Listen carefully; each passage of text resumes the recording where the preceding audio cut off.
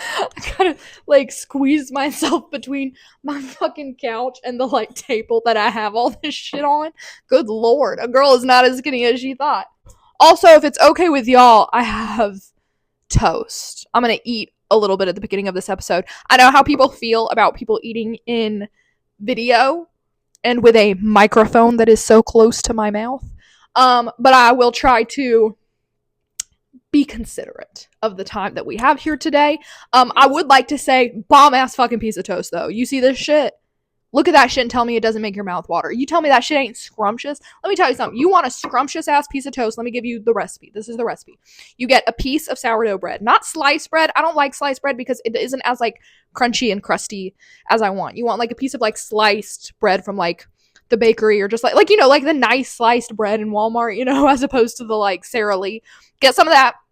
You put a layer of pesto on that bitch. You get basil pesto out of the fucking jar. You put a layer of that on. You get some mozzarella. Mozzarella. Oh, I like the mozzarella that like comes in those like little pearls. I like kind of split those up so that it spreads across my slice of toast. I got an heirloom tomato. You slice that shit. You get some arugula. You cut that shit up too. You drizzle that shit in olive oil, balsamic, salt, pepper. Oh, it's the best thing you'll ever have in your life. I'm not kidding. That'll make a pussy throb. Okay. I'm going to try not to eat too much. It's just, I'm a little sluggish today. I'm a little slow, like, moving. Nothing's, like, wrong. Like, I'm not, like, I just am. And so I got to eat something. And this is the only time I can film this. So, listen. Sometimes you got to go with the motions. The tariffs. The toast, the terrible Selena Gomez album. Let's talk about it. Welcome to the vibe with Jules. Trump, toast, tariffs. Another two words that we're going to talk about today. Okay, so this is not the room that I was filming in before. I know I said that I'm hoping to make that room cuter and like have a better setup. And I actually am working toward that. I got a couch for in there. It's a pull-out couch. Oh my god. I got a couch for that room. And it's a pull-out couch, which is really nice. It's exactly what I wanted because I wanted a couch that I could also use for like when people come over. I don't really like using a blow-up mattress because you have to do it all the time. And I've got cats. And let me tell you something. These motherfuckers, I don't know how they poke holes into it every time, and I won't have it. And so anyway, I wanted a pull-out couch, got a pull-out couch, but it's a little ugly. Not a lot ugly, just a little. You know, like it's gonna be cute once I zhuzh it up and I get some cute pillows and I get like some side tables that are cute, but right now it's a little ugly. So I can't quite film on it because I feel like people will be like, bro, ugly ass couch alert. And also like, I don't have like the setup that I need for it. And anyway, it's easier to be filming right here on my living room floor. So welcome to my living room floor. Do you like it?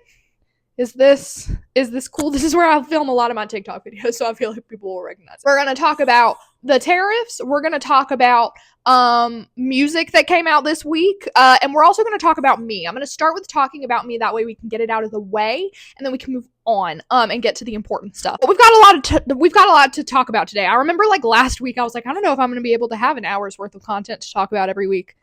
I kind of forgot we were living in the Trump administration. But let's talk about me first, because I also have my own personal story that I remember. Because I also remember being like, personal vibe, though, I don't really do anything. Like, what if I don't have something to talk about every week? And I probably won't, but I do have something to talk about I do have something to talk about this week, and that is the fact that I had emergency surgery, laparoscopic surgery, and I'd like to take you through that experience now to begin with. So if you are just interested in the Trump tariff stuff, you're more than welcome to skip ahead.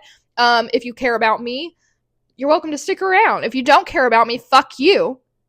But I get it. Let me paint the picture for you. Monday, I was feeling good in the neighborhood, feeling good on a Monday. I did some yoga in the morning, and was feeling really nice about that. And then like at around 11 o'clock, not even, at around like 9 o'clock, I went to go to the bathroom and I felt this intense cramp in my stomach. Now you may be thinking, Jules, you're lactose intolerant, bitch. You don't know about a cramp in your stomach? I do know about a cramp in my stomach. It had nothing to do with my like lactose. I knew it wasn't normal. I knew it was not a normal cramp. I've had like cysts burst on me before. I have endometriosis, so I really painful period cramps. And also, just like I said, I'm lactose intolerant, so I know what it's like when your tummy hurts a little bit, or a lot of bit. But this was not that. It was very distinct. I described it to people as like a Charlie horse cramp in my stomach. It was literally like something in my stomach, like condensed, like it hurt so bad, and I was kind of keeled over, but it went away after a couple of hours on Monday, probably by around like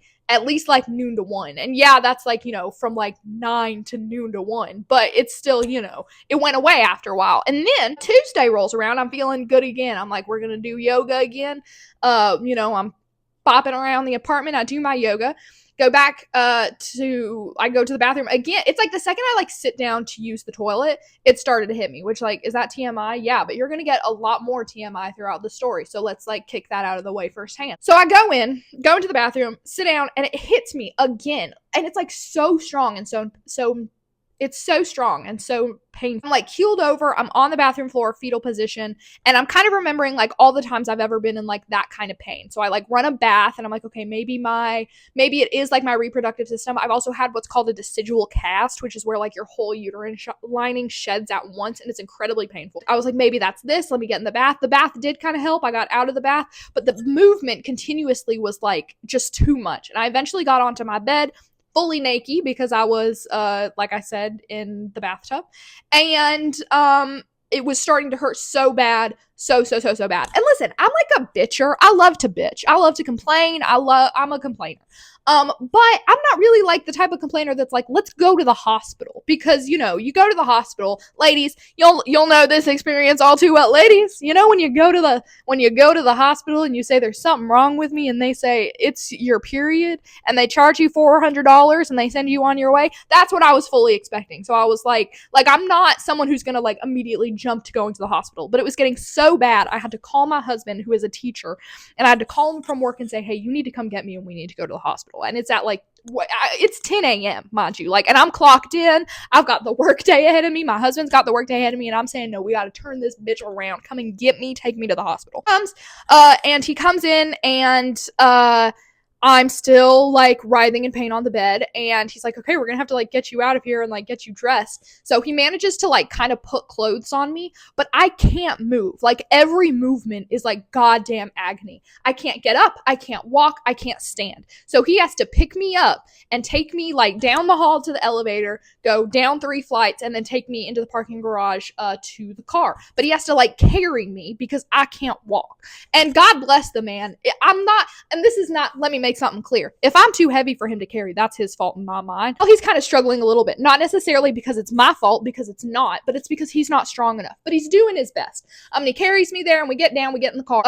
He's like, okay, we're gonna drive to the hospital. We hit a speed bump on the way, and I swear to God, I could have killed him and myself in that moment. Like every like movement on the road, every like bump feels god awful. So we pull up to the hospital, he gets me a wheelchair, he wheels me in, he checks me in, and I like continuously tell him, you gotta make sure they get me in there, and they get me in there fast. I'm not fucking waiting, because this specific urgent care that we went to, ER, whatever, I had taken my husband previously to, because he had sliced his finger open with a knife doing some dumb boy shit.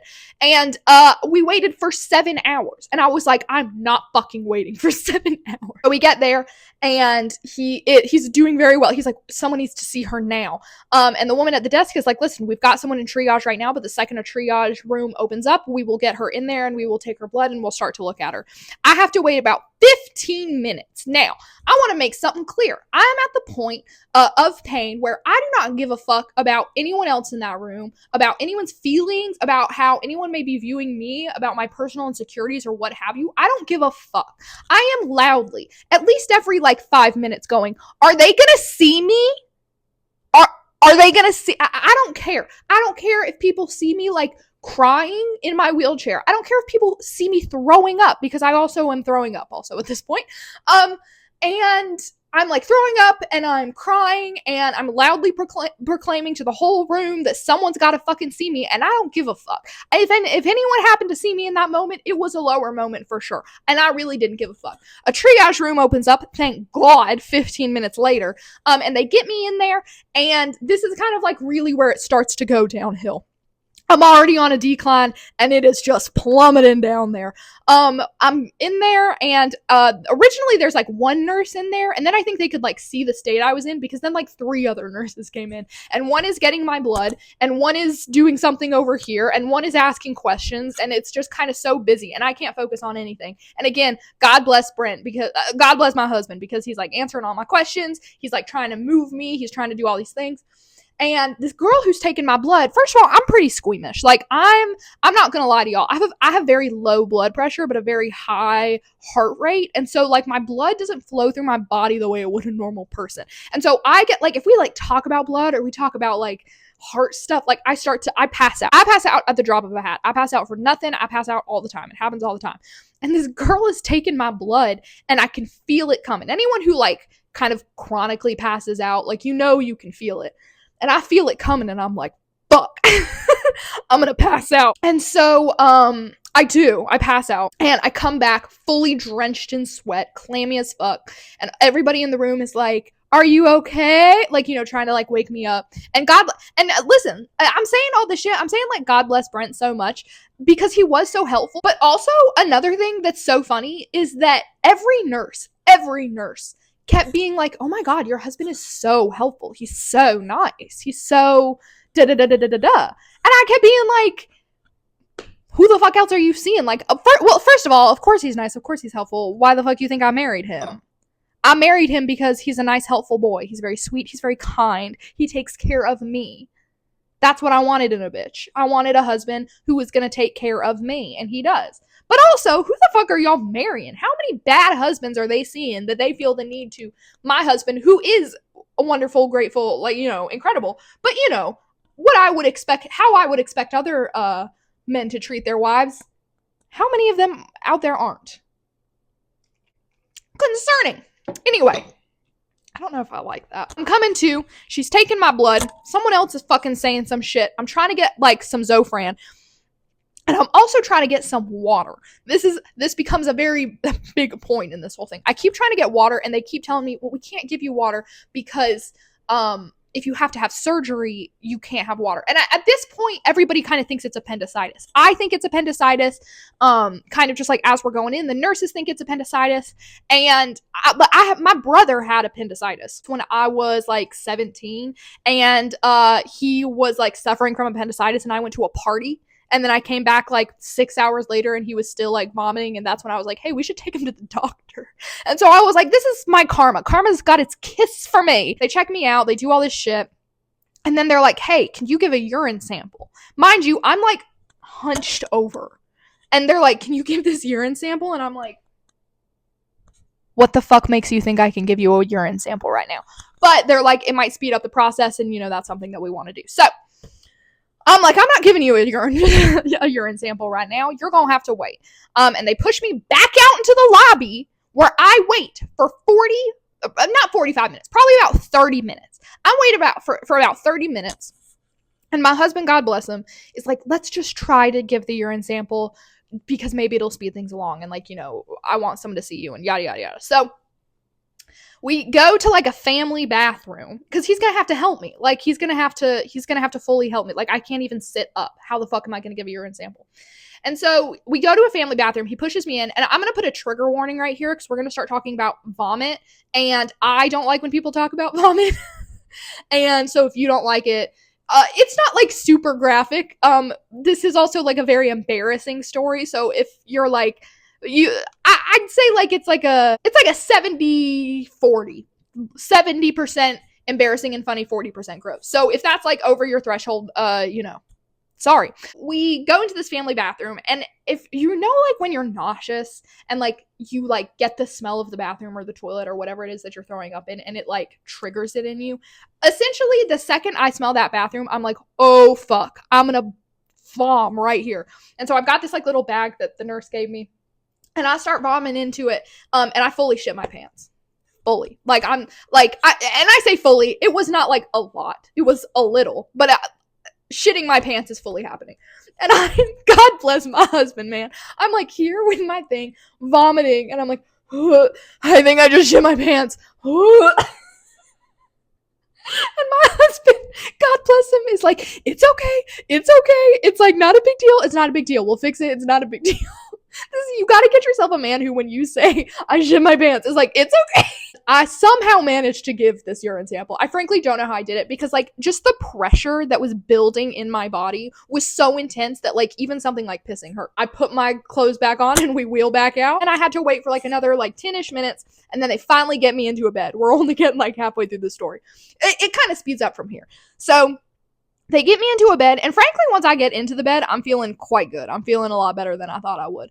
Not, like, better generally, but just it's better to be in a bed than it is to, like, be hunkered over in your wheelchair. So I'm in this bed, and the doctors are coming in. They're starting to talk to me. They're starting to, like, are you pregnant? No. Are you... da-da-da? And I'm, like, I'm borderline having an attitude with this doctor, and I'm not trying to, but it's just that I really don't want them to be like, oh, it's your period, right? And so I'm telling him, I'm like, listen, I've had shit before. This has happened. This has happened. This is not how this feels. This shit hurts like a bitch. And I think I even say something along the lines of, like, I do not want to be sent home under the guise that this is a period thing, because this is not a period thing. And the doctor did say at some point, he was like, we could tell that, like, he's like, we can tell when people are faking, and we could tell that you weren't faking. And I'm like, oh, I'm so glad. I'm so glad that my misery was painted well enough across my face that you could pay attention to me. But I actually had really good doctors. So, like, this isn't on them. This is just on the general medical system. And so I'm there, and they finally give me Zofran, and they finally give me pain medication. And Zofran is an anti-nausea, so I'm no longer nauseous, and I'm in less pain. And I'm feeling pretty good in the neighborhood. And they're, like, coming in, and they're giving me fluids and shit. They're still not giving me water, and I'm getting massive cotton mouth and, vomiting, and they're like, sorry, no water. We know you're hydrated because we're giving you fluids, but we can't give you water for your mouth. Okay, what if I killed myself right here in the hospital? Doctor comes in, and he's talking to me about it, and he's just, whatever. He's like, okay, he also says that he thinks it's appendicitis. He's like, we need to get a CT scan, though, to confirm, and that means that we have to give you iodine. I have an iodine allergy. So what they do is they pump me full of steroids and Benadryl, and they get me high as a motherfucking kite, and then they give me the iodine. And I'm feeling good. I'm dissociated as fuck, high on Benadryl, in the hospital, laying like this. Like, I look the worst I've ever looked. And something that they kept saying was, like, you look really, really pale. And I was like, I mean, I'm fucking pale. I'm generally pale. I'm, like, borderline the same color as my shirt most days. So I'm like, yeah. Okay. And so they do the CT scan. I go in, I handle that like a champ because I'm on painkillers and all these drugs now, and I'm feeling really good. And then come back, and then when I come back, the doctor comes back in, and they're like, hey, so it's not appendicitis, you're bleeding internally. And I'm like, oh, okay. Essentially what ended up happening was I ended up developing what they described as a nickel-sized cyst, which is like a nickel's about that big, probably. If I had to, like, guess, a nickel-sized cyst on my ovary. And instead, which I've had ovaries. Yeah, I've had ovaries forever. No, I've had cysts on my ovaries before, and I've had cysts burst before, and I know how that felt. But this felt very different. And so I was a little like, don't fucking lie to me. But they said that I had developed a cyst on my ovary, and it had attached itself to a blood vessel. And so when the cyst burst, it started bleeding internally into my stomach, and I had basically just been, like, hemorrhaging blood. And that's the discomfort I was feeling in my stomach, which makes sense because my stomach was, like, bloated, distended, it hurt real bad. I think after the surgery, they said that I had lost about 7 liters of blood, and they were like, that's why when we took your blood earlier, you passed out. And they said I kind of, like, seized a little. I didn't have, like, a seizure, but I, like, they're like, that's why you're having all this pain, and that's also why when we took your blood, you passed out. And that's also why you look super pale, because you're losing so much blood, and we have to do something about it, so we have to go into surgery. And I'm high as a fucking kite, so the word surgery doesn't even faze me. They're like, surgery, and I'm like, okay. I'm like, well, you gotta do what you gotta do. And I'm feeling, like, fine. They're all talking to me, and I'm feeling okay. I can see my sweet husband, though, getting a little nervous at, like, surgery and, like, that, And I'm feeling fine. And the gynecologist is like, you got any questions? And I'm like, you're confident. This is what I said. I said, your confidence gives me confidence, so I feel fine. And the GYN was like, yes. And so, anyways, and like I said, I'm feeling good. I'm feeling better at this point. Like, I'd been in so much pain, and I just frankly just wanted an answer, and I wanted them to fix it, and I really didn't care how they were going to do it at that point. Put me in a gown, they wheel me to the operating room, and when I get wheeled to the operating room, that's when I start to get nervous. That's when I'm like, ooh, I've seen Grey's Anatomy. I know this doesn't always go to plan. But there is a really nice, like, older lady who's got, like, these really big glasses. And my hands out like that. And I keep telling the anesthesiologist that I smoke weed because I always hear that, like, you need to tell your anesthesiologist that so that they know, like, the appropriate amount of anesthesia to give you. And I tell him so many times that he's like, I'm not a cop. And I'm like, bro, I don't think you're a cop. I just want to make sure that you're putting me under a good amount. But then there's this really nice older lady, and I have, like, an arm out like this for some reason in the operating room. And they're starting to put the mask on me. And I asked this older lady, I was like, can I hold your hand while they put me under? And she didn't say a word to me the entire time. She just went. And so we held hands, and then I went under, and I woke up in the recovery unit, and they finally gave me water.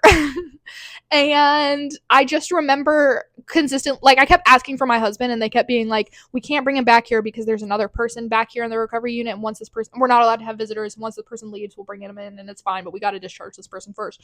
And I was like, oh, so I got to sit here by myself, no phone, nothing? And so couldn't even bring my phone into the operating room. And apparently the whole thing went fine, and I feel fine now. This, like I said, this happened about 2 weeks ago. I do have I don't anymore. I did have a bruise kind of forming on I'll show you my stomach. Would you like to see it? It gave me, you can kind of see, I had an incision here, an incision here, and then an incision like lower on right there, like lower on my stomach, like kind of down near my like uterus and like, my pussy. And so, and I believe that's the medical term. And I actually had a really big like bruise that had like right here, this is a stretch mark, but like I had a really big bruise that had formed around this one. And I was kind of just like uncomfortable for a few days. I couldn't really move very easy, and my shoulders hurt, and they said that's like part of the anesthesiology, but that was borderline the worst part. And they said that they drained the blood, and I also think like the other reason that like my husband was a little nervous, and also why I was a little nervous, was because like something they kept saying was like, we need you to be like aware of like if we go in there and it's worse than we think and we have to like remove a tube or an ovary, like that's something that you just need to be aware of and we need to get your consent for. We don't expect, and the doctor was really nice. The doctor, he described it as like a lightning strike. He was like, it's like a lightning strike. He was like, it's a very textbook med school case. Like, I know exactly what to do. It's very, we know exactly what to do. He was like, but it is rare. And that doesn't mean it doesn't happen, but it is rare. And we just, we need to be able to be flexible when we get in there. And I said, girl, whatever you got to do, just get me out of this pain. And they drained 7 liters of blood. And then I got home and I fell asleep at 8 p.m. and I slept through the whole night. And they had me on oxycodone for a while. And I did not like it. I don't like oxycodone. I learned something about myself. I much prefer, I didn't like, oxycodone just didn't do anything for me. It didn't help my pain, and it made me nauseous and like just not like happy. And so I just ended up taking ibuprofen for like the next few days, and it was fine. It took me about like, I would say like I'm not even like 100% healed now, but I would say like I'm totally out of pain and I can move around quite fine. I do still get kind of like out of breath. I'm still like, my endurance is still down, I find. And I kind of like do sometimes feel a little bit of pain, a little bit of awkwardness, but so far I'm fine. And I know that everyone was really worried about me. But yeah, that's what happened to me. That's what you missed on Glee. So yeah, I'm all stitched up. I'm eating good. I'm walking good. I got all better just in time for Trump to hit our nation with tariffs. And now I kind of wish I had died in surgery. So let's talk about the Trump tariffs. What the fuck's going on? Let's talk about why the fuck it's going on. Let's talk about things to know. Let's talk about things to prepare for, etc., etc. So, one, I wrote a Substack piece about this. You can go and find me on Substack. I wrote a very good piece, or at least I think it's good. It's basically like a lot of information. All I really know how to do is like dump information at people and then be like, yeah, like, because I assume that like I don't need to put my opinion in it, because I'm like, well, you'll get to the same conclusion I will. So I'm gonna work on that a little bit, but it is very like information heavy. But I recommend it just for like the sake of having kind of more information. But let's talk about the tariffs. Let's talk about what they do, what's gonna be affected, etc., etc., etc., etc., etc. Unless you've been living under a rock, you should know the Trump tariffs have been out for a little while. I'm reporting on this like kind of late. I'm filming this on April the 8th. I will be uploading it on April the 9th. Hey, it's Jules. I didn't end up uploading it on April the 9th. I'm uploading it on April the 10th. And actually, the Trump tariffs have put a pause. They've put a 90-day pause on some of the tariffs, but the Chinese tariffs have gone up to, I believe, like 140% or something at this point. So some of this information is a little dated, but a lot of my commentary still stands, and there's still something to be learned about it. And this is just the problem with everything fluctuating every fucking day. It's bullshit. Okay, anyways. But they have been out for quite a while. I want to really quick get the exact date. Give me a minute. Okay, so the tariffs are taking place on April 5th. So the tariffs went into place on April 5th.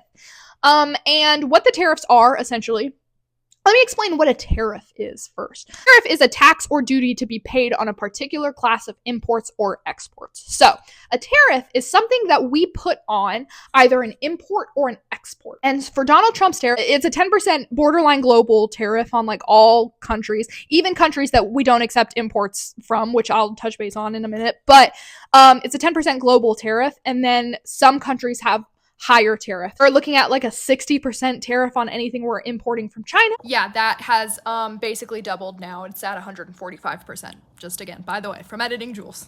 We're looking at higher tariffs for certain European countries and higher tariffs for other places. But it's important to note, Canada and Mexico still do not have tariffs on them. They were kind of the first two countries that we were really talking about when it came to tariffs, but we still do not have tariffs on those countries from what I understand. I may put in a note right here that says, yeah, we do. But from my understanding right now, we don't. It's me again. I got to keep updating everything because everything changes. So they were spared from the 10% reciprocal tariff. However, they are still subject to the 25% tariffs on goods that don't comply with the US-Mexico-Canada agreement or the USMCA trade deal, as well as the 25% tariffs on steel and aluminum and foreign autos. The countries are not subject to the 10% tariffs that will now go into effect, but they still have that 25% tariff. And I believe there's been pauses on that. Every day is a waking nightmare, and keeping up with the news is exhausting. And so a tariff in action, if you're like me and you need an example, like to kind of understand things, is if I'm a consumer, or no, if I'm your dealer, right? You're getting stuff from me on the down low. You know what I mean? I'm a plug. And I typically sell my shit for $20. Okay? And what shit am I selling? That's up to you. Is that a good deal? Is that a bad deal? Whatever you want, girlfriend. So if I'm your plug and I'm selling like whatever it is I'm selling for $20 a piece, I'm always selling it for $20. And let's say I'm selling them out of, let's say whatever substance I'm selling is being sold out of like a little plastic container. Those plastic containers are produced in China. Yes, because everything is. China produces it. I have to buy it through Amazon or whatever type of business that I'm using to get those little tiny containers. And I'm having to pay $5 for it, right? And that is incorporated into my $20 cost of like my services, right? So it's $5 to get this little container. I get the container from China, I fill it with my substance, and then I include that in with whatever the price of my substance is. And so like, $5 out of that 20 that I charge you is that container. What a tariff is going to do is we're putting a 10% and this is for China, so that's like a 60% tariff. A 60% tariff, if we are importing $100 worth of product, and I'm using small numbers because I'm stupid and I need small numbers to understand. So I'm going to make this dumb enough for you that even I could understand it, because the economy intimidates me a little bit. I'm not going to lie. I'm smart in a lot of other areas. Money in the economy, not always. If we're importing $100 worth of stuff from China, right? Let's say I spend $100 just on those little containers once a month. A 60% import means that And a 60% import tariff means that for China, it is going to cost more to send me that little container than it normally does. And because China does not want to lose out on money, what they are going to do is they are going to rise the price of that container. So those containers that I'm selling my substances out of, because they are costing more to export to the US, China is racking up the price on those. So if like a regular container is like $5, they're increasing it to $10, even borderline like $12 at this point. They're increasing it to about $12. Well, fuck, I was paying $5 originally and now they're $12. I can't charge you the same $20 that I would if now I'm having to pay more for this part of my product, right? Because I still want to be making the money that I am. And otherwise, I'm having to take like a huge L. I'm having to pay. I'm now selling things for more, or I'm now selling things for less than what I'm making. And if you're like a good person, that might be something that is okay with you. But the American economy is not made of good people, nor are those people who are selling you products. They want profits. They want money. So if it's going to cost them more to import stuff from China because China is hiking up the price, they're going to hike up the price. If my container is $12 and I normally charge $20, I'm going to now start charging $32, an additional amount, so that I can continue to make money off of that. And now you can't get your substances because $32 is fucking insane. We know is historically tariffs do not work. You may have seen that scene in Ferris Bueller. People have been citing it a lot recently, where they talk about like the Holly Smoot Tariff Act and how it dug us deeper into the Great Depression. Tariffs have not worked. They just haven't worked historically. You can look up any time we've ever used tariffs, and almost always does it dig us into a deeper economic depression. And you know, it's true what Smash Mouth says, the years start coming and they don't stop coming. And so we're just repeating this shit all the time. So because all of this shit is because we as a nation are expecting everything to get more expensive, the stock market has crashed. And I'm going to kind of try to explain to you why it's crashed, how it's crashed, etc. So we know what a tariff is. That's what a tariff is. A tariff is something. Now, and this is the thing. People will tell you, oh, but a tariff, but like, you know, China is paying that tariff, right? If we're saying we're going to increase the price of what it costs to import stuff, China's paying that. But they're not. I really want to make that clear. Because like I said, if I'm the plug, I'm the dealer, I am, like I said earlier, most American businesses, most people who are selling you these products care only about the money. They do not care about you. They do not care about the price. They do not care. I mean, they care about the price because they care about how much money they're making, but you know, they don't care about you. They're not going to pay that. All they're going to do is take that tariff and put it on top, however much their shit costs. Because that's what they can do in order to like put it on us. If China was like the greatest nation in the world and was like, we don't want to hurt the American people, they would, you know, not incorporate that, but that's just not how business works. That's not how any of it works. Ultimately, at the end of the day, no one cares about you as a consumer, as a person, or anything of that matter. With the understanding that everything is going to get more expensive, what has happened is the stock market has dropped. Why has the stock market dropped? Well, the stock market represents how people are spending, in a very layman sort of way of explaining it. Think of it this way. We'll take like Nike, for example. Nike, the shoe company, is going to have to start spending more money to produce their shoes because they get labor, they get resources, they get whatever from China. And it's going to cost more to produce their shoe now. And that means they're going to have to increase the price, and that means that people are going to be spending less on it. And because we are currently in economic recession, people are not being paid enough for their labor, people are already struggling, and consumer sentiment is very low, which means the average consumer, the loser consumer, you and me, are not happy with businesses. I feel like everybody feels that, right? Consumer sentiment has been very much down. We're already very unhappy with big businesses. I think that sentiment is only growing. And because people are already spending less, and it is going to cost more to make those shoes, and people aren't going to be buying them, we know that Nike is going to start to lose money. And that is causing the Nike stock to fall. Do we understand? Does that kind of help explain things? You know, if it's going to cost more to make this shoe, and that limits the amount that they are making and the amount of people who are purchasing that. It is going to limit the amount of profits that the business is taking in. So what investors are doing is that they are selling their Nike shares because they know their Nike shares will not be worth as much when people are buying less, and it is causing the whole stock market to crash, to fully crash. The number specifically that I had when I wrote my Substack article, which I wrote a few days ago, about 3 days ago, the Dow plunged by 2,000 points, over 2,000 points, about 2.2. This has wiped out over $6 trillion in value of the S&P 500, which is the biggest crash since the news of the 2020 COVID-19 pandemic. So a lot of people are losing money on this, because this is the other thing. I think it's very easy to believe that people who are trading in the stock market are rich people, and there is something to be said about that. They do tend to be a little bit of a higher class than lower class, but a lot of people put their money into the stock market. A lot of people put their 401ks into the stock market, because the stock market is a very good way of making money if you're doing it in a safe and healthy way, right? It's not always like this, on Wall Street, Wolf of Wall Street, buy, sell, it's not always that. You're investing in the economy because the economy is increasing, and the US economy is something that has been generally pretty shitty recently, but it's something that you can generally make money off of. And so people put a ton of their money into that because they know that they can rely on that, right?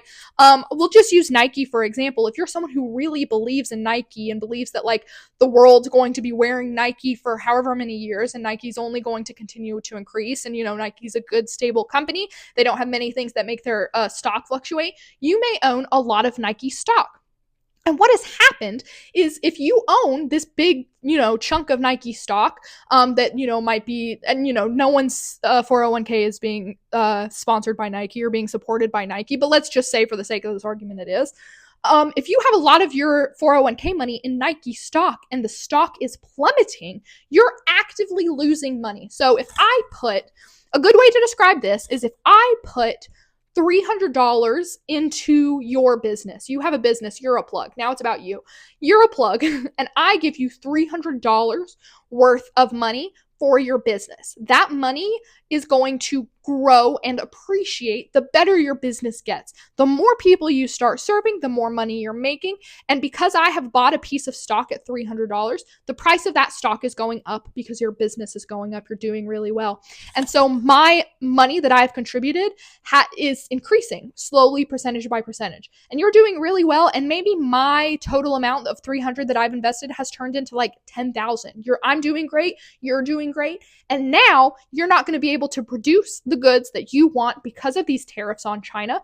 And so people are going to start spending less, and it's going to go down, down, down. This 10,000 that I have is plummeting. It is going down fast, and people cannot react fast enough to save the amount of money that they need. If you could see it coming, which a lot of people did, but not truly. I find that a lot of people knew that the stock market was going to crash, but they didn't know it was going to be this severe. There's also something to be said about when stocks open and when they close, because they do open and close, and you can only do so much in a general day. People are losing their money. And because many Americans, I'd actually like to look it up. Hold on.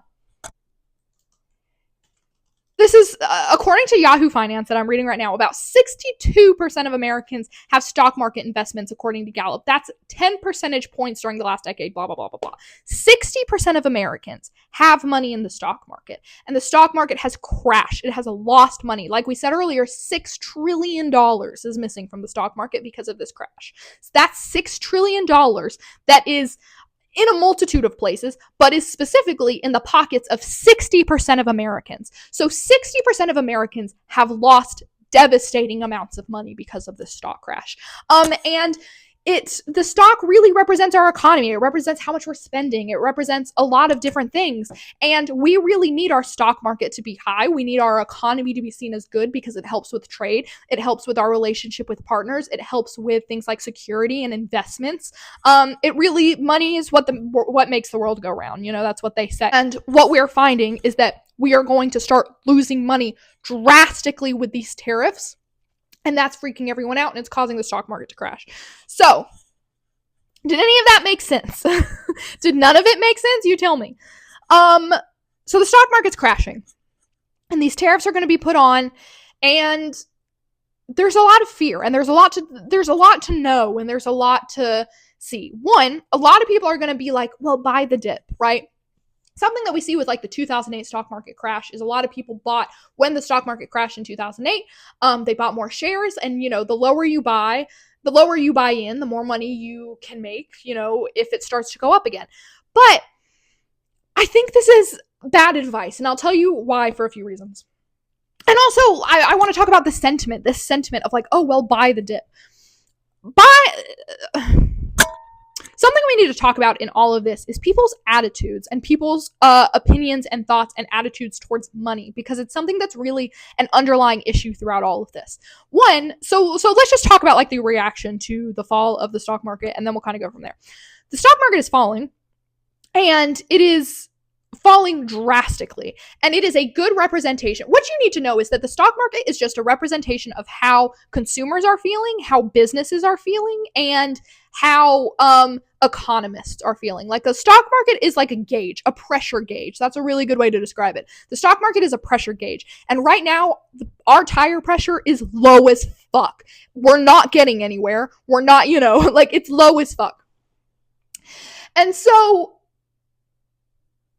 a lot of people, specifically on the Trump side, because remember, a lot of people's reasonings for voting for Trump was the economy. It was high prices. It was, a real cost of living. That was a really big reason as to why people voted for Trump. And I'm not saying that's a legitimate reason or that's good or whatever. I'm just saying that that's what it is. People voted for Trump because they were like, he's going to bring down the cost of eggs. He's going to bring down these prices. It's going to be, great. We're going to be able to afford things again.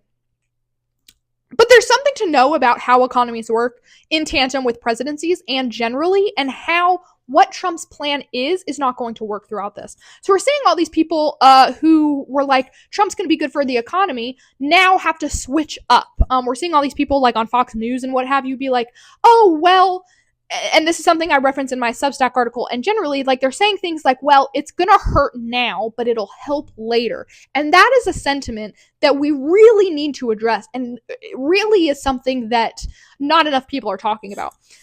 This sentiment around money is people who have it do not care about people who don't. They just don't. Like, let's not lie to ourselves. They don't care about people who don't. And you can hear it when they say shit like that. You can hear it when they say, it'll hurt now, but it'll help later.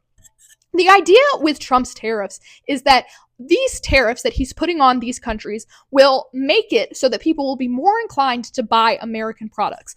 Americans don't produce anything. And I have a whole section on this in my Substack article, and I will go more in depth into this, into why Americans don't produce things and, kind of the politics behind that. But Americans don't produce anything.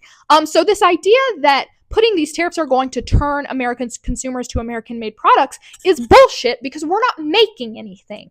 And what they're saying and what they're trying to defend when they say it'll hurt now, but it'll be better later, is that the idea is that if we're not buying from China, we're going to be more likely to buy from American businesses, which is going to allow American businesses to grow. But as I've said, we don't have American businesses. And so what we have to end up doing is creating businesses. We import so much from China. We import technology. We import car parts. We import all this shit. If we wanted to start producing those things in America, which we don't, we would have to start building factories. We would have to start building businesses. We would have to start building products. We would have to train those people to make those products, etc., etc. And it would cost trillions, and like, I'm talking like an insane amount of taxpayer money, because you're having to build all those buildings, you're having to train those people to do that, you're having to create a whole business around a product that we're now selling and producing, right? Think of like, Samsung phones, like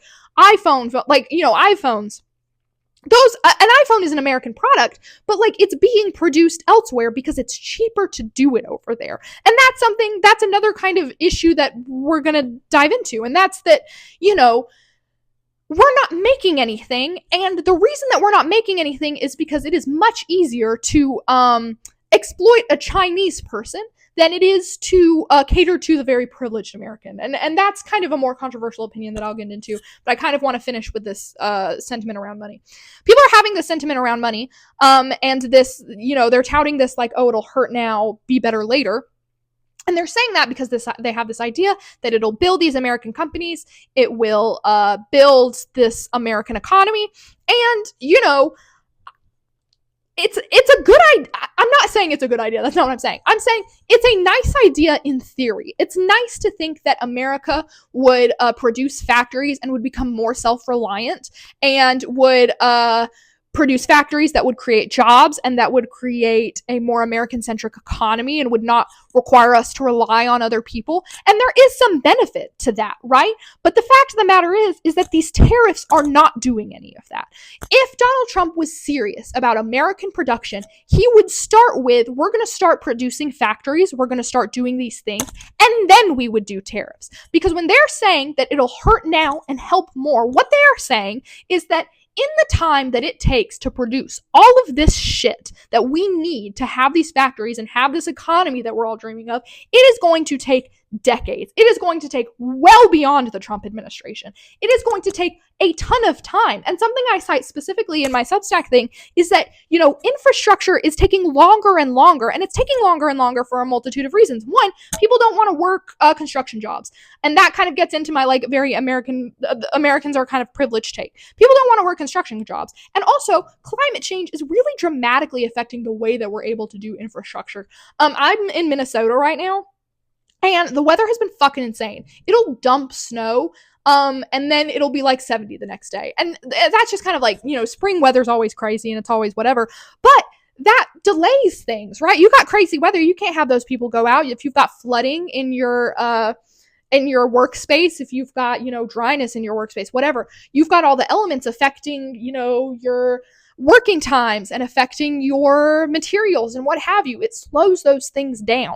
And so this idea that America is going to be producing full factories and businesses within 10 years is a very naive thing to think. It's not something that's going to happen. And when they say it's going to hurt now but help later, what they are telling you is that they can survive it.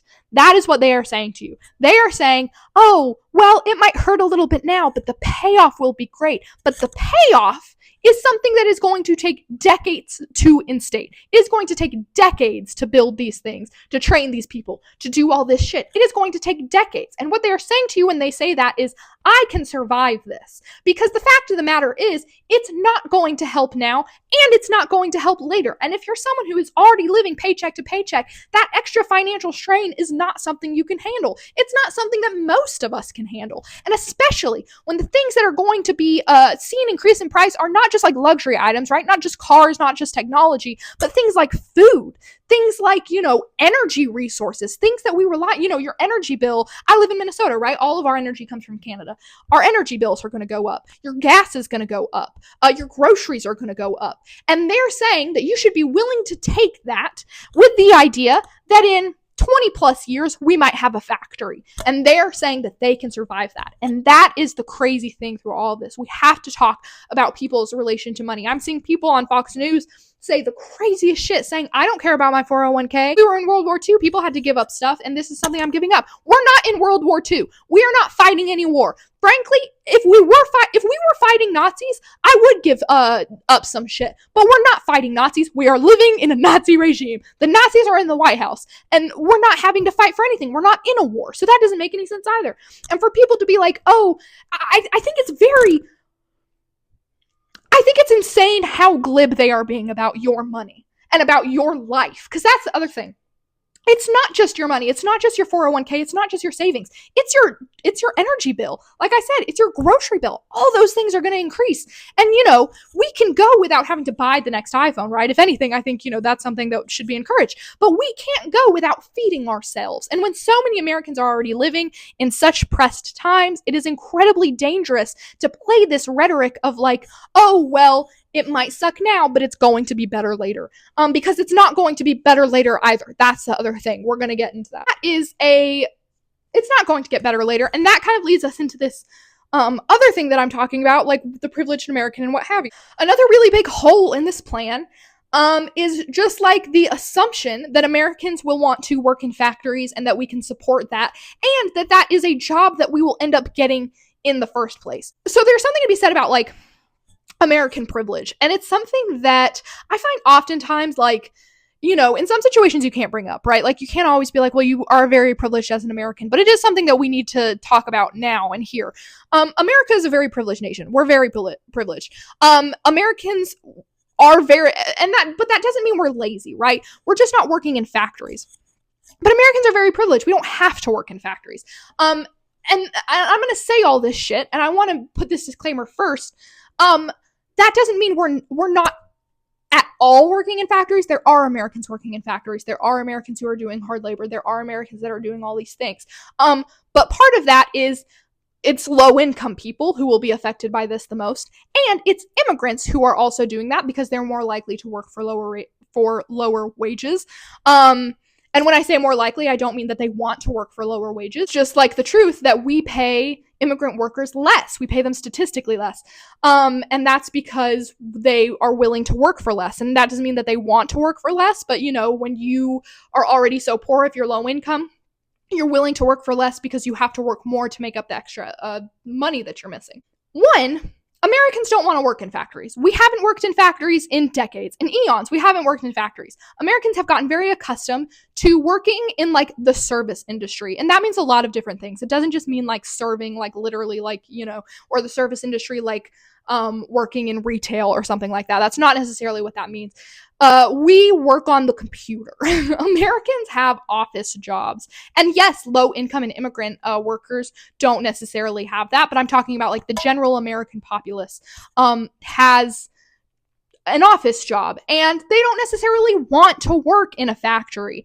And I feel like I'm saying all this, and that's like, I don't want to come across as if, you know, I'm afraid of the way this is coming across because I don't want it to be seen as this idea that, like, you know, it's I'm just trying to be considerate when I'm talking about all this. But, you know, Americans don't work in factories. They don't. White Americans don't. White suburban Americans definitely don't. Middle class Americans don't. They don't work in factories. They have some sort of office job. They have some sort of computer job, something. They work in the service industry. Americans are service workers because we don't have to have factories because we can outsource that to China. And that's another thing that, like, is also important to remember and think about and know. The reason that we outsource so many things to China is because it is much easier to exploit a Chinese worker who may not have the same sort of labor rights, who may not have the same sort of Americana privileged mindset that we have. And so we can outsource. Nike, for example, can outsource their work to China, and they can pay some poor Chinese person less than they would an American to produce the same thing. If we're going to start producing things here, we're going to have to start paying people wages, not good ones, but better than the ones that they're paying for those Chinese workers. And that's going to be like a huge issue. Like I said, already do we not want to work in it, but you're also going to have to start charging more labor, right? It's like when you can tell like when something's made by a white person versus like when it's like mass produced in a Chinese factory, you know, like if white hands have to lay on it, the value increases. And that's not to say, and I hope you understand that what I'm saying is not that white people have more value or white labor has more value, but the capitalist system that is built on white supremacy values white labor more than it values labor of other ethnicities or minorities. So, like I said, if we're going to move these businesses here, we're going to have to start paying more to do it. Paychecks are constantly increasing and this is something that has to do with inflation.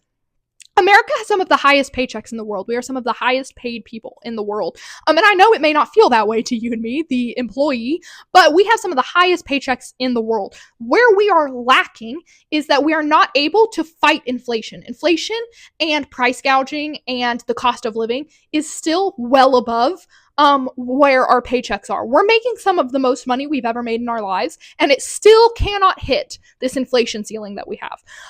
So if we're going to start producing things, and we have all these imports and all this shit, you know, if we're going to start working in factories, we're going to have to also continue with a somewhat decent paying paycheck. And that's not something that businesses like Nike are going to want to pay when they have been able to just pay some exploited worker for it and get away with it. And there's also something to be said about like when labor exploitation is going on in our own backyard, we're more likely to call it out than if it's like, across the ocean, right? You can't see, that when you order from Shein, some poor laborer is having to make that. But you don't have to think about it that much because it's not like the laborer who lives next door or like the factory that you're seeing when you drive to work or whatever, right? So it's easier to exploit people when it's out of sight, out of mind.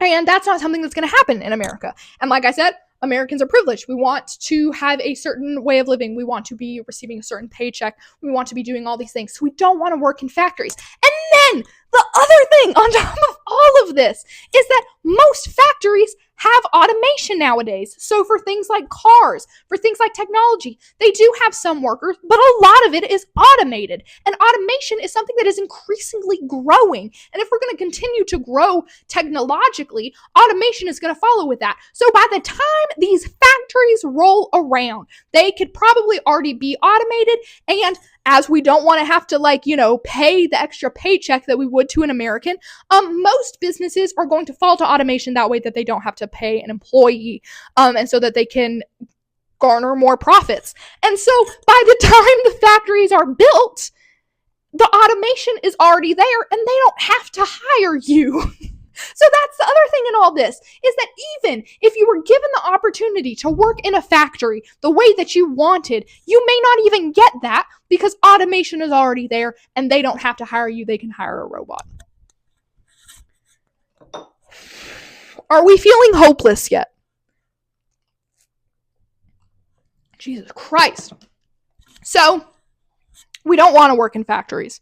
And even if we wanted to, we might not. Well, actually, and let's even start lower than that. So the factories are going to take decades to build. It's going to take decades to train those people. It is going to take decades to change the American culture to be based in factory work. It is going to take trillions, quadrillions of taxpayer dollars.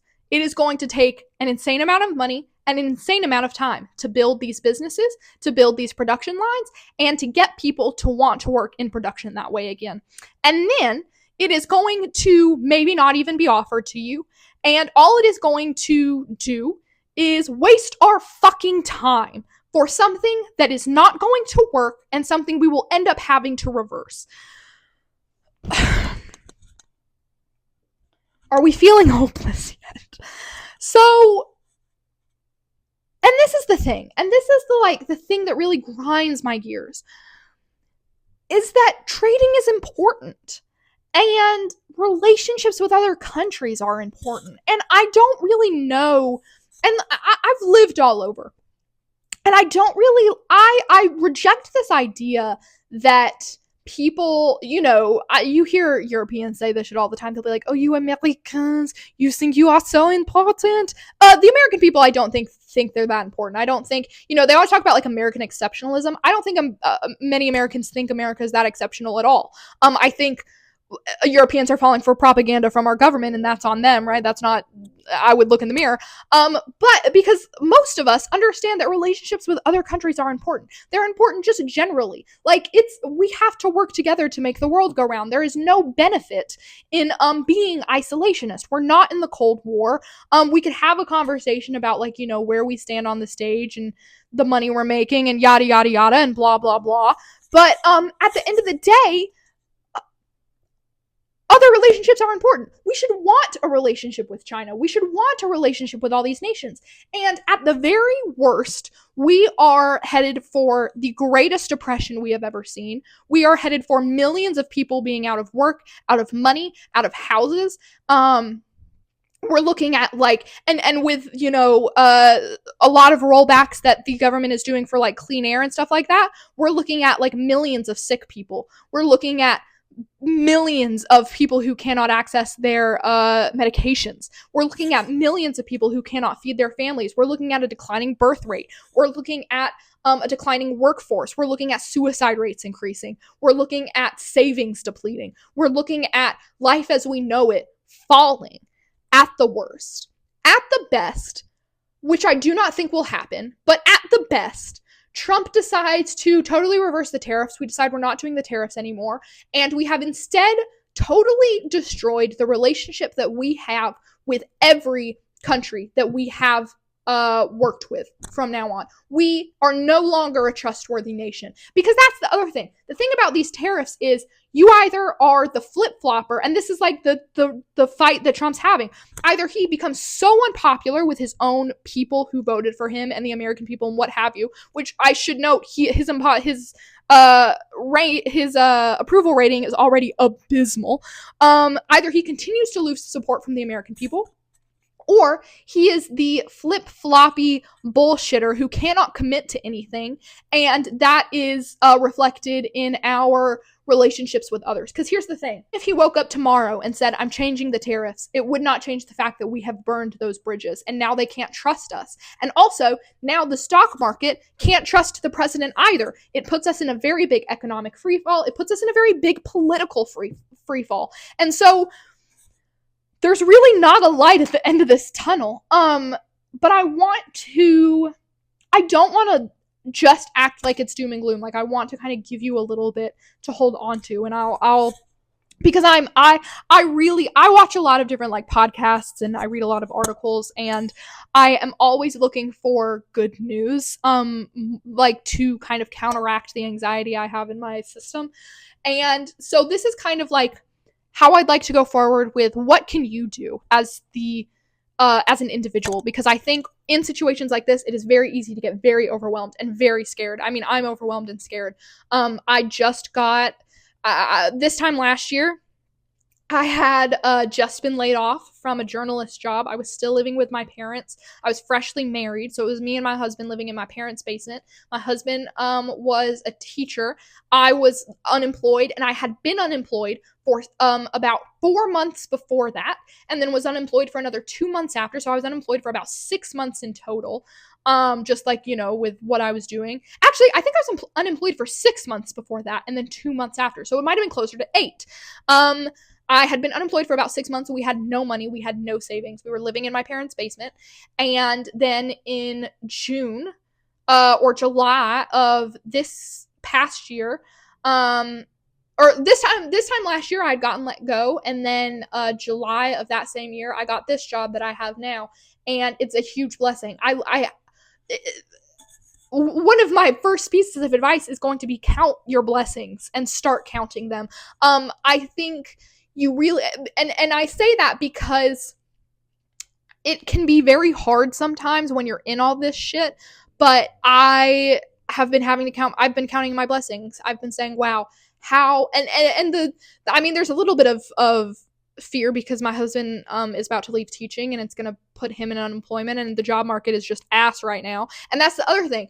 Unemployment is already skyrocketing. Unemployment is already a huge issue. It's already a huge issue, and it's going to become an even greater issue, especially among young people. Unemployment is continuing to skyrocket. So one of my first pieces of advice is like count your blessings, because this shit makes me scared, because like I just got my life on track. Like I got this job that I have now in June. And I've had it since. I've had it for almost a year now, and I'm just so fucking grateful for that, because I'm just so used to having to bump around jobs, and I worked in nonprofit and just was constantly having to like work freelance in different jobs and what have you. And I just got a steady job, and I have a steady paycheck, and I just got this apartment, and we just signed for a second year on this lease. And when my husband is out of work for the summer, it's going to be really hard, but I know that my paycheck can cover all of our living expenses, and it can do just that. We will not be buying anything else except for our rent and our our electric bill, and in my paycheck we do have budgeted for groceries. So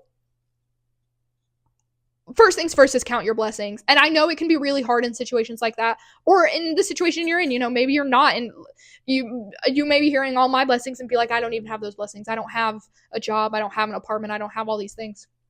you have to start counting the blessings that you have that are smaller than that.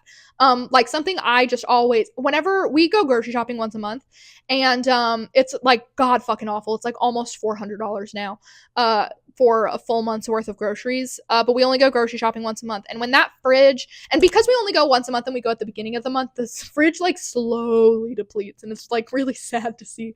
But when we fill that fridge first time, I'm always like, oh my god, thank God we can afford groceries. Thank God we have food. Thank God we have hot water. And especially like when we get really bad storms, I'm always like, thank God I have a roof over my head, and I have warm water, and I have a warm bed, and I have shelter and safety. And I also really think about that like when I see just, more and more images out of Palestine. Like you have to find, it can be really hard, and especially like if you're like a minority of some kind in America, to have that perspective. But I do sometimes have to have the perspective of I'm not being bombed in my home, and I'm not homeless, and I'm not, yes, there are all these other things that I'm facing, and yes, all these other things are scary and hard and what have you, but I am alive, and my loved ones are alive, and I have food, and I have water, and I have shelter, and I have safety. And like that on a global scale is not something everyone has, and like what a blessing. So that's number one. Start counting your blessings. Start like realizing where you do have it good and relishing in that. So start there. 2, start getting to know your neighbors. Something I talk a lot about on TikTok, that people seem to be really pissed at all the time, is getting to know your neighbors, and getting to know your neighbors even if they're Trump supporters. We really have to band together. I've talked about this before, and maybe I'll make a separate video on it. But, your Trump neighbor next door is closer to you than the people who are like actually oppressing you. And I think it's very easy to think, oh, you voted for Trump, you played a role in what is happening now. And I think that's a very flat way of looking at it. I think every individual is different. Every childhood is different. Every upbringing is different. Everybody's understanding is different. Everybody's intelligence is different. All these things are different and on a case-by-case basis. And I have that same anger. And I do want to say, I really kind of encourage this more for like white people. I think like people of color, like I kind of understand their distance. But white people specifically, because like that's just your uncle. Like that's just like your neighbor. Like don't fucking lie. Like that's your buddy. That's the guy you play COD with. Like we know that that's who you're.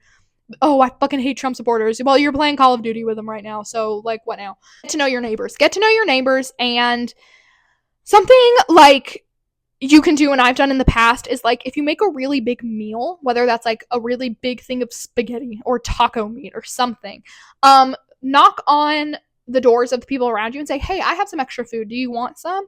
And you can do that with groceries. You can do that if you buy bulk. Be like, hey, I bought a bunch of paper towels and I've got extra. Do you want some? And maybe your neighbor says no. Maybe your neighbor tells you to fuck off. Maybe you have a terrible experience. Or what can happen is now you and your neighbor know that you can exchange goods like that. And in a time where goods become scarce and become hard to have because of financial reasons, that's what you want. You want to be able to knock on your neighbor's door and say, hey, I don't have anything to eat. And for them to say, well, you fed me in the past and I fed you in the past and let me feed you right now. So you got to be able to meet with the people around you, and you got to be able to talk to the people around you, and you got to get a lot more comfortable with being uncomfortable in trying to build a community, even with the people who you don't like, because ultimately at the end of the day, these Trump supporters are being continued to be fed lies and bullshit about what's going on. And in my opinion, it is better for you to use it as an opportunity to say, hey, we're all struggling, and connect that dot for them, because they're not going to connect it on their own. Fuck around, find out is not what's going to connect that dot. Don't have that mindset, because that's never works. Connecting the dot is going to be you saying, I know everything is so expensive. This whole stock market crash is really scary. I wish, and you can be like, it's Trump, but you can be like, you can explain it a little better, and you can follow it with, but you know what? I've got some extra. Here, let me give you this extra. And then you've made that connection with that person, and you can dig them out of that hole. That is white people's job. I really don't understand why that's a hard thing to get across to people. That, in order to get someone out of a cult, you'll have to make a connection with them and build them out of that, and not just be like, hey, fuck you, I hope you die.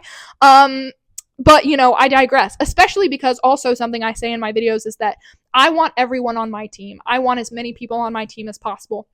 I'm not interested in cutting anyone out, because when it does come time for it to be us versus them being like the government, the oppressor, what have you, I want as many people in my corner with me so that it is not it is not the few versus the majority, but vice versa. Because, eventually they're going to declare martial law and put your use the military against you, and you need to be prepared for that. And also, ultimately, at the end of the day, Trump supporters are the ones with guns, and so don't you want that? Another thing that I really encourage and that you should really get into your local politics. There is a lot to be said about how things like this can be fought on a local level. Get involved in your state politics. I think a lot of people, especially I think on the left, because the left is very they think very broadly, they often can ignore state and local government, but that's where a lot of change can happen. I really encourage local government. Okay, you guys. Y'all, I'm not gonna lie, my camera died and I kind of forgot where I was at. But frankly, I think I've talked enough about tariffs. I've talked so much about tariffs. So let's talk about something that doesn't matter. Selena Gomez released an album with Benny Blanco, and Ariana Grande also released Brighter Days Ahead, like the deluxe version of her album. I'd like to talk about both of these, not because they're important, but because I have a lot to say about them. We'll start with Selena Gomez's thing. So my friend Alexa, shout out.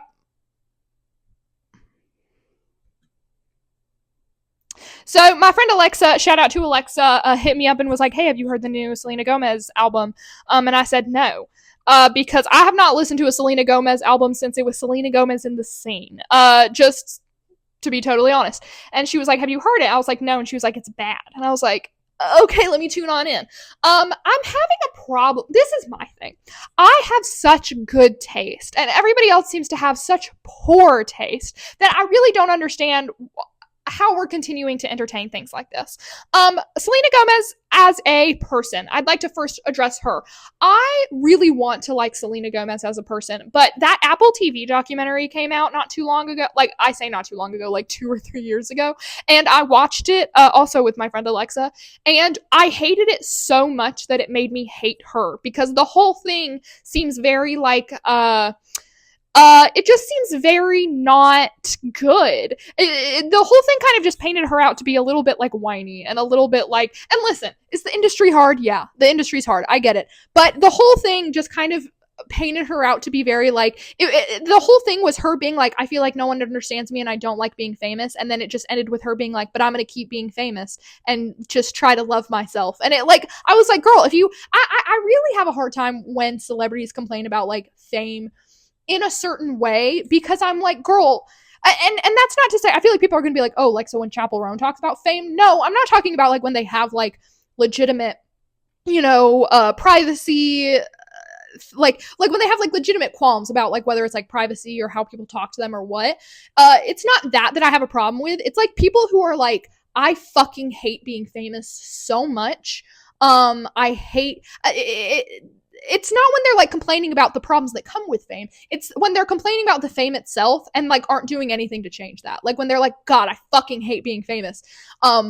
Which was kind of what the gist that I got from Selena's video was, her just being nobody understands me. I don't like any of the work I'm doing. I want to do humanitarian work. And then it was her not doing humanitarian work and just going to Africa once and then continuing her career. And so it was her being I'm sad and miserable, and then not doing anything to fix that. And so I didn't really like the documentary, and ever since I watched that documentary, she kind of left a sour taste in my mouth, which I really don't want to be there. I want to be a Selena Gomez fan. I used to be a Selena Gomez fan. I had those CDs. Okay, where were you?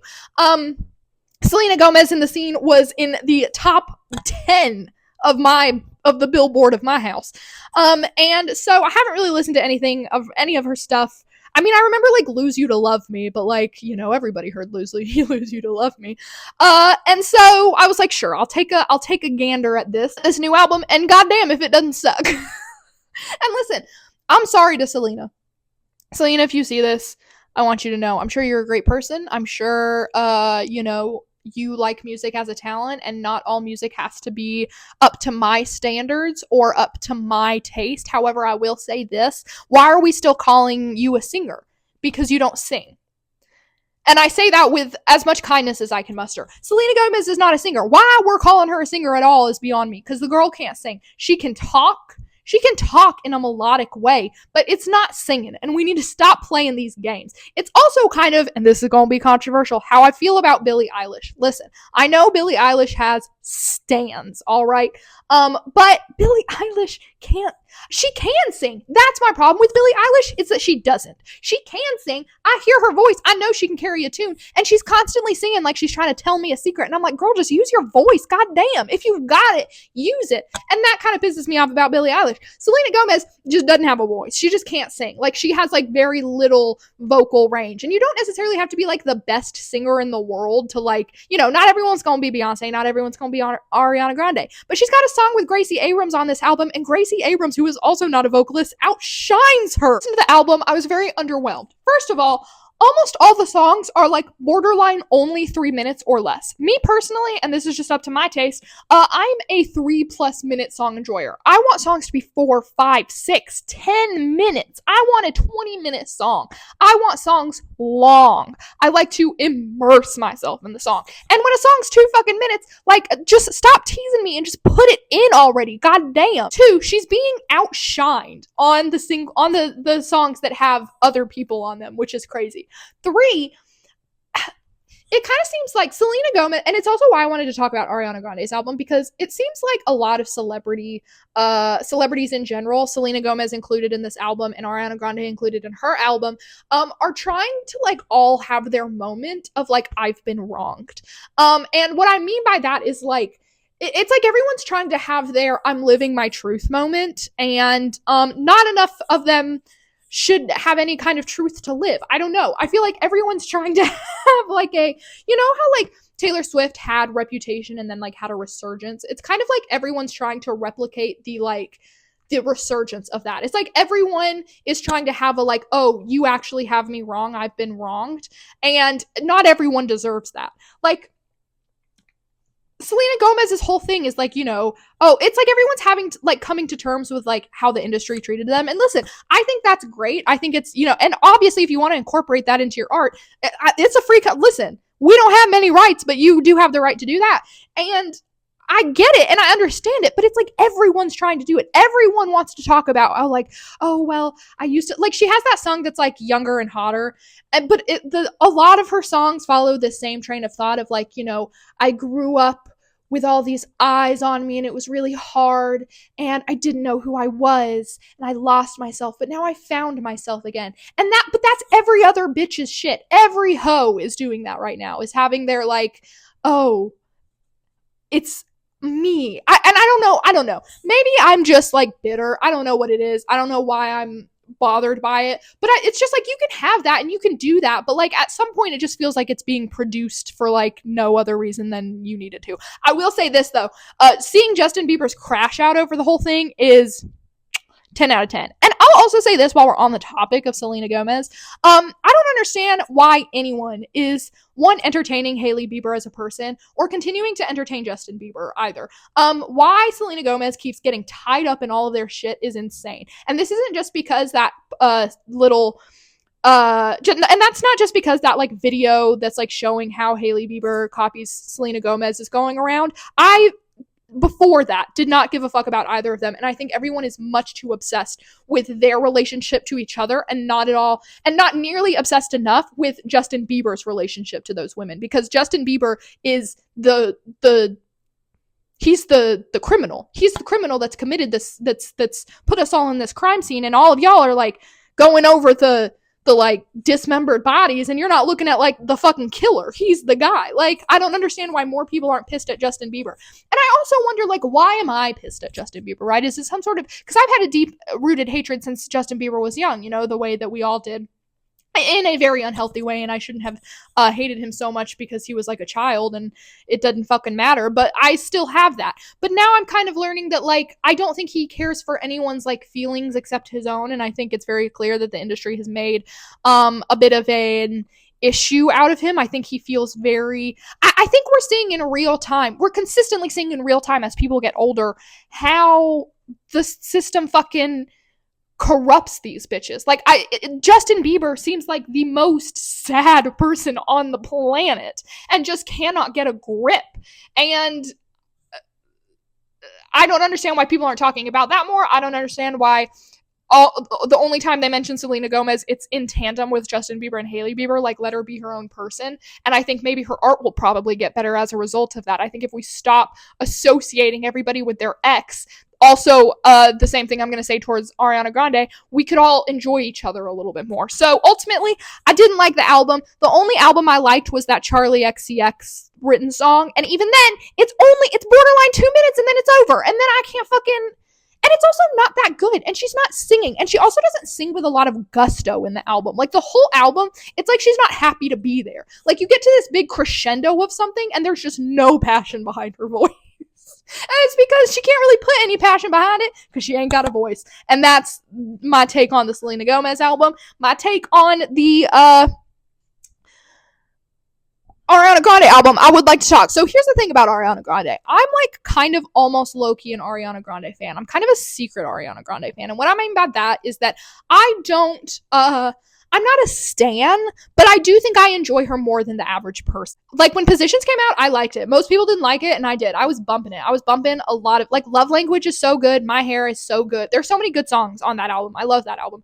And then, she kind of, like, has the whole, like, oh, is she a marriage wrecker type of persona around her? Like, did she wreck this marriage? And I think, like, did she wreck this marriage is probably much too simple of a way of looking at it. I think, could she have had some sort of play in it in the sense of the Ethan guy was kind of already had one foot out and just like had Ariana now also on that side of the foot out, and that was definitely a part of it? Sure. Do I think she was like maliciously like in her like room like, I'm gonna separate these hoes? No. And like, I think everyone's being dramatic about it. I think everybody needs to calm down. I don't think it's nearly as deep. I think and then his ex-wife wrote that whole article and everyone was like, oh my god, this is so like damning. It was definitely, she didn't mention Ariana once. She really pinned a lot of it on Ethan. And I think ultimately we all need to be like less, it goes back to the whole Hailey Bieber thing. We need to be less concerned about what these, I don't give a fuck. We need to be less concerned about it. And I think it's boring. And I think given the state of the world, we all need to get our heads out of our asses and stop caring about these celebrities and instead be judging them based on their work. And if their work is bad, or like, you can judge them on who they are as people if they're genuinely bad people. But I think like the gossip and drama of it all has gotten too far and we need to disassociate ourselves. That being said, the Ariana Grande album as a whole, I liked, but also didn't. I didn't like Yes And. I hated that song. I didn't like the Yes And remix with Mariah Carey. I thought it was god awful. But I liked the album generally. And the album kind of had to grow on me, but I still don't like Yes And. I like some of the other songs. I love Imperfect for You. Imperfect for You is my favorite one. And I like some of the other songs. I like Brighter Days Ahead more than I like the deluxe version of the album more than I like the original. But I will say this, the original and the deluxe are not really giving a whole lot. Like, it seems like it is the Tortured Poets Department, although I love Tortured Poets Department, so I don't really know. I don't know if I can really make that distinction, but I think Tortured Poets Department and this album by Ariana Grande serve the same purpose in the sense that it wasn't for commercial success. It was like to make a piece of art for themselves. And I can respect that. I can respect that Ariana Grande wanted to make a piece of art. And I think she's doing more with the Brighter Days Ahead vibe. And that isn't to say that she hasn't, put promo into it and like all this stuff. Like, that doesn't mean it isn't for commercial success. It's just, I think it seems a little bit more like a passion project than some of her other albums.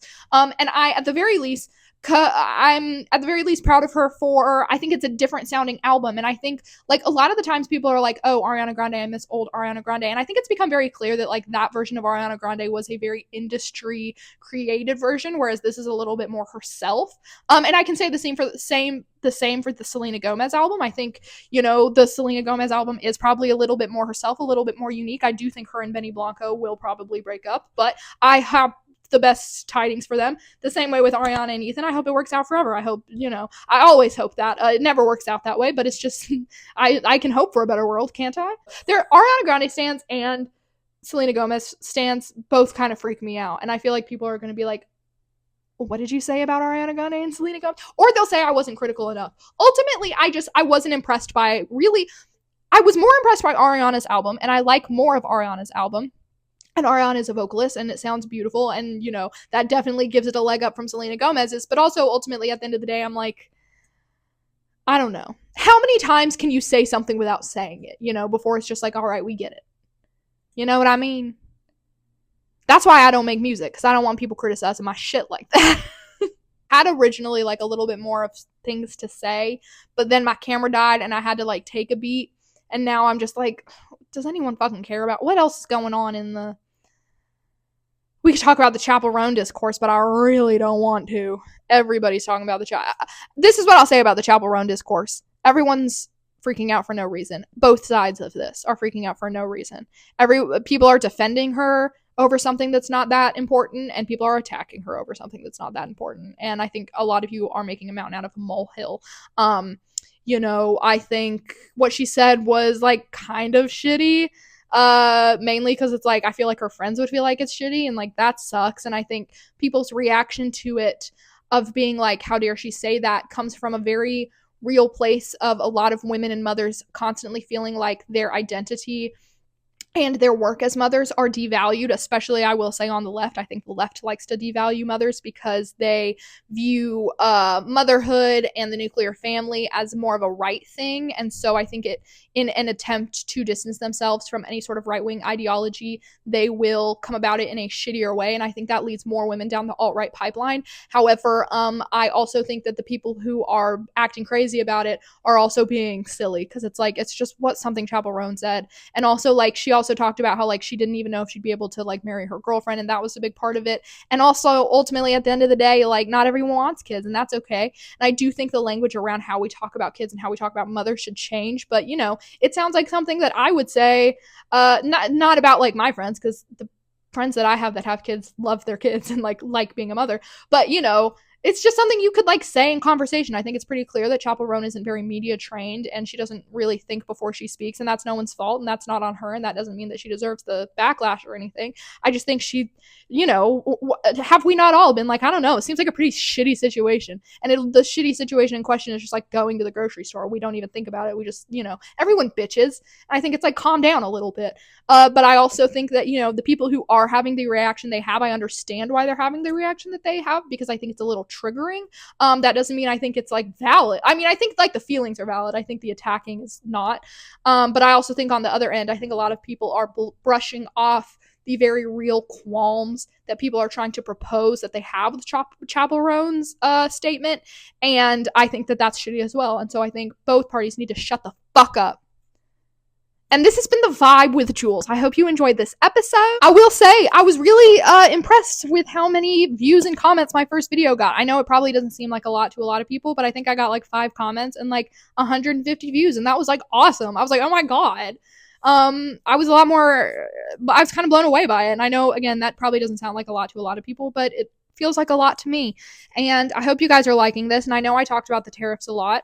Tell me what you'd like to hear. I'm planning on kind of making a video about Trump's cryptocurrency, because it's actually like a really important thing that no one is talking about. But I also understand that like money and Trump can be an exhausting thing to constantly hear about. So I might make that an individual video, and then my next episode of The Vibe be something else. But let me know what you'd like to hear, what you'd like to know about, what you'd like to see. And I hope y'all are doing well. I'm sending thoughts, prayers, blessings, hugs, and kisses. And stay safe and stay blessed, and count your blessings. And eat a good meal, maybe some vegetables, drink some water. Learn how to make butter from scratch. And meet your neighbors. And that's my message today. Thank you.